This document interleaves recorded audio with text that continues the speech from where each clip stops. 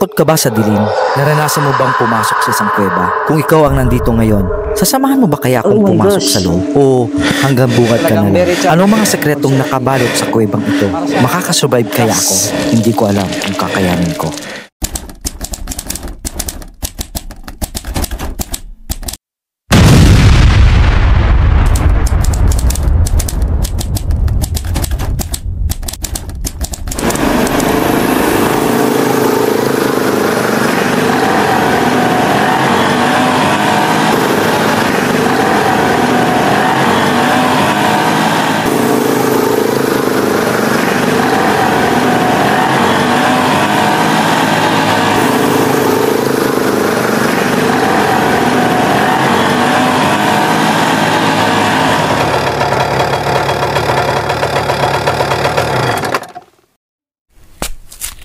Mga ka-camp rider, kumusta po kayo? Sana nagustuhan ninyo yung mga previous videos. At sana ngayon samahan niyo ulit ako sa aking mga kwento. Tara!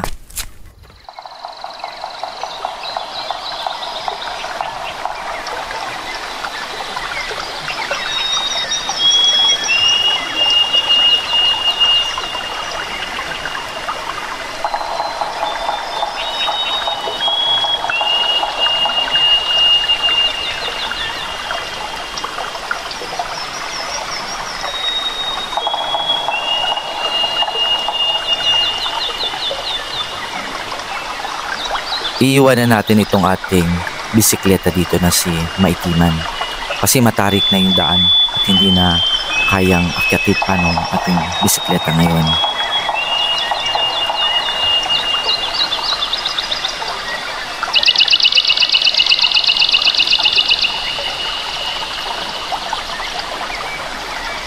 Medyo may kalayuan yung kuweba, halos 200 meters pa mula sa kinatatayuan ko ngayon. Kaya maglalakad tayo ng bahagya.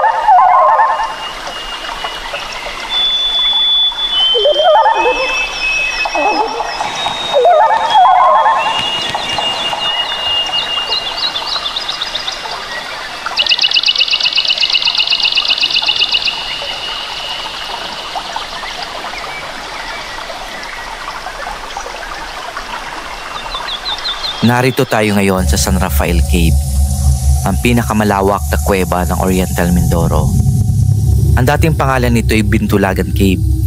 Nung lumaon ay sinunod ang pangalan ng Barangay San Rafael, Roxas Oriental Mindoro, Philippines, na hinango sa kanilang patron. Noong unang panahon, naging silbing kandungan ito ng ating mga katutubong mangyan. At nung giyera, naging kumplihan ng mga sundalong Hapon. Pagkatapos ng World War II, naging hiding place ng mga ngaso ng wild tamaraw. Pagpasok mo pa lang dito sa kuweba, ramdam na ramdam agad ang kakaibang amoy. Amoy guwano at dumi ng paniki. Ito ang pinakamalupit na survival challenge dahil kapag hindi ka nag-ingat, pwede kang malason sa hangin. Ang lalim ng hukay. Dati pala itong minahan.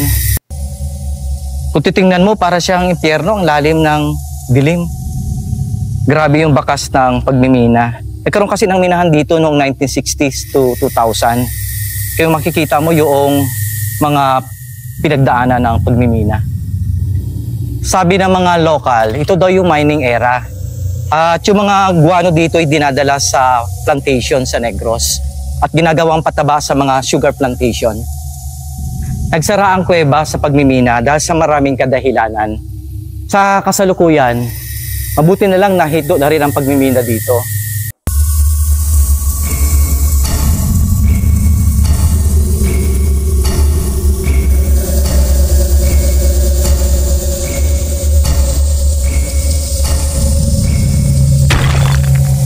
Ang ganda ng kuweba. Kaya lang unti-unti siyang nasisira dahil sa pagmimina dito. Isa pang problema dito yung mga magsasaka. Maraming magsasaka sa taas ng kuweba. Pinuputol yung mga kahoy at nagkakaingin. Kaya nangyayari, nawawala yung mga puno, utay-utay na mamatay yung mga stalactite at stalagmite.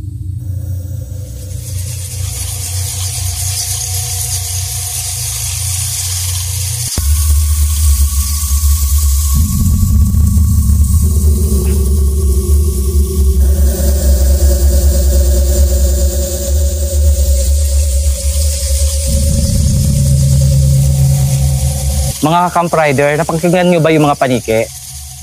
Ito yung chamber ng mga bats. Noong unang panahon, yung ating mga katutubong mangyan, pumapasok dito sa kuweba. Ang ginagawa nila, hinahunting nila itong mga panike. At ginagawa nilang pagkain, lalo-lalo na pagtagulan.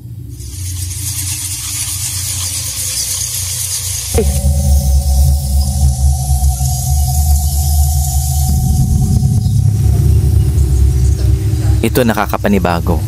Matapos na lakarin na madilim, bigla na may dambuhalang liwanag na bubungad sa iyo.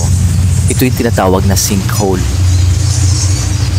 Dito sa mundo nating ginagalawan, mga camp rider, kahit anong dilim ang paligid natin, meron talagang liwanag na magpapakita sa atin.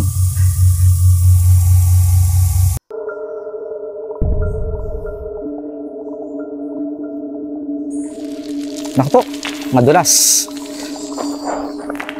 Ito talagang sinasabing adventure. Naku po, wag nahulog ka, nayari ka.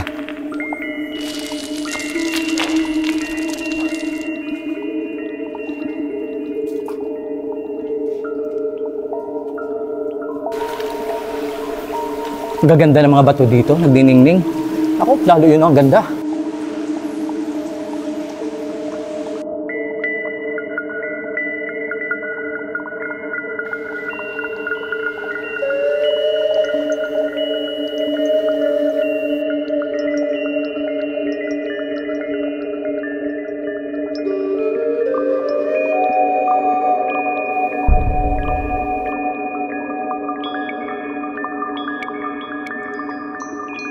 Halika kayo guys, tingnan nyo.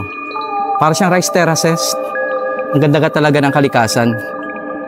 Ang Panginoon talaga, ang Diyos talaga natin mapaglikha ng lahat ng bagay. Minsan hindi tayo makapaniwala. Tingnan nyo, ang ganda ng stalactite at saka mga stalagmites. At saka ito parang rice terraces, para sa Banawi tayo. Ito yung pinakadelikadong part sa kuwebang ito. Yung dadaanan mo ipababa, parang hagdang-hagda ng palayan. Pero mas delikado, basang-basa ang mga bato at may lumot na parang magpapadula sa bawat hakbang mo. Ito yung isa sa pinakamahirap dito sa kuweba na to. Yung susuot ka dito sa butas. Talagang very challenging ang pagsuot dito. Anong nakapakahirap? Ito ang pinakamahirap sa lahat. Yung magsuot ka sa butas. Very challenging talaga ito. Kasya kaya ako dito? Oh my gosh. Oops. Habang naglalakad tayo sa ilalim ng lupa, makikita ang hindi kapani-paniwalang formation ng mga bato. Alam nyo ba, para sa karagdagang kalaman, nabubuo ang isang rock formation sa pamamagitan ng patak ng tubig na may mineral sa loob ng milyong taon. Stalactite ang tawag sa bato mula sa itaas pababa, at stalagmite ang tawag sa bato mula sa ibaba pataas.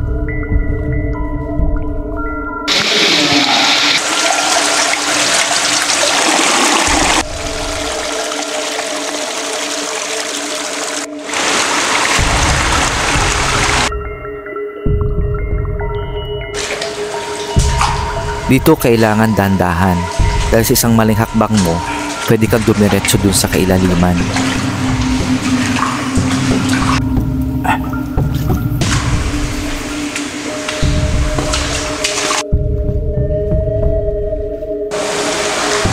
Sobrang delikado talaga yung pinagdaanan natin kanina.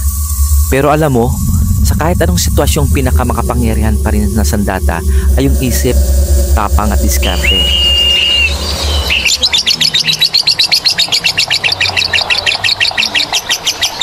Ngayon, ayan, nasa labas na tayo ng kuweba.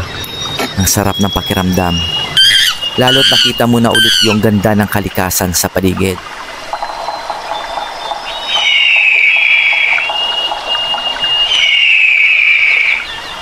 Alam mo, ibang klase talaga yung karanasang to. Parang binigyan tayo ng bagong pananaw sa mga kababalaghan na meron sa paligid natin. Kasi yung kuweba, hindi lang siya basta butas sa loob Para siyang pintuan papunta sa kwentong matagal nang nakatago sa dilim. Naghihintay lang siya ng mga tao makadiskubre. Ako nga pala si Oyay Camp Rider. Baka naman pwedeng maglambing sa inyo. Baka naman pwedeng makahingi ng likes. At syempre, tulong na rin sa ating channel. Ang isang pindot mo sa pag-subscribe ay malaking tulong sa aming mga content creator. Salamat sa panunood. Hanggang sa muli. Ito ang aking lakwatsang walang kwenta. Ngunit may